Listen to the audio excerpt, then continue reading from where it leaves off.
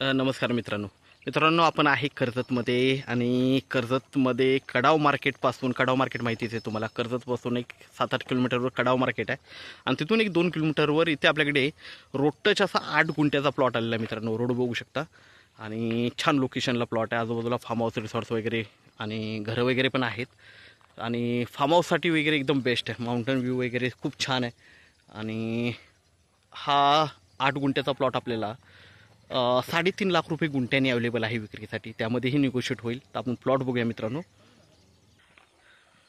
तर आता आपण प्लॉटवर आहे. एकदम टेबल पीस आहे.